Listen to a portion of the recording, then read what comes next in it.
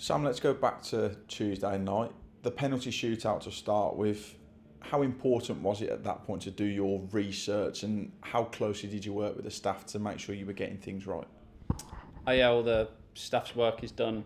All the work's done prior to the game on Tuesday, and then any game we've played on the day before, where we look at all the penalties that have been given to the clubs and the players that might likely take them and play, and then you look over it, and then sheets printed out, and then it's all the information you need to kind of dive left, dive right, stay big.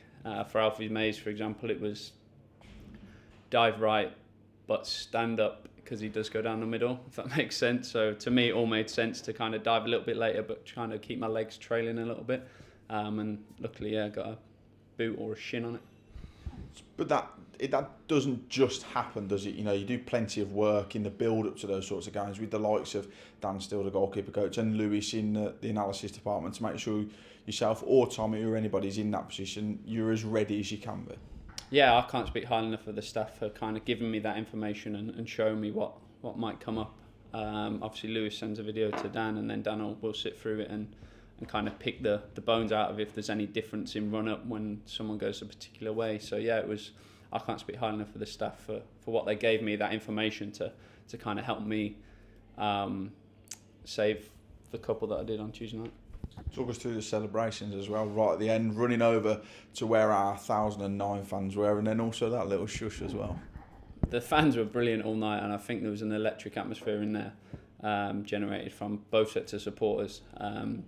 Being a local lad, I know how much it means to kind of both clubs, and obviously I knew it meant a lot to our fans, so I thought that the celebration was kind of needed. It was kind of a nice bit for me, obviously being a local lad and stuff, and then having kind of feet in both camps with people supporting Blues, and then some the other side of the town supporting the other Villa, and yeah, it was the celebration. The shush was the shush, but it was no intention to be disrespectful to anyone. It was just I got a bit of abuse down the second half, down that one end, and yeah, it was part and parcel of the game. I wasn't being rude or anything. It was just a bit of fun. I was just trying to enjoy the moment and enjoy football. How have you enjoyed your time here so far? You seem to have settled in. You seem to be getting on really well with Tommy, Dan Still, and George as well. And when Jensen's up here as well, it seems a real good collective group.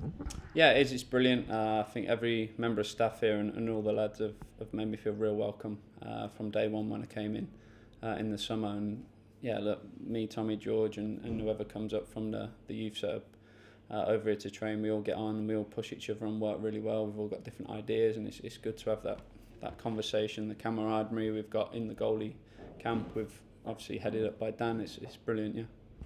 Going into this weekend's game against MK Dons, ourselves, we've started well. Have you enjoyed being in this sort of environment, one that's going well at the moment, and what are you expecting from MK this weekend? Yeah, it's been a really positive start, but our feet will be firmly on the ground. We've realising it is just a start, so we've got to make sure we repeat our performances week in, week out. So yeah, it's been really enjoyable so far, but we've got to make sure we perform well on Saturday, because MK are a fantastic team. Played them a couple of times last year and realised how good they are.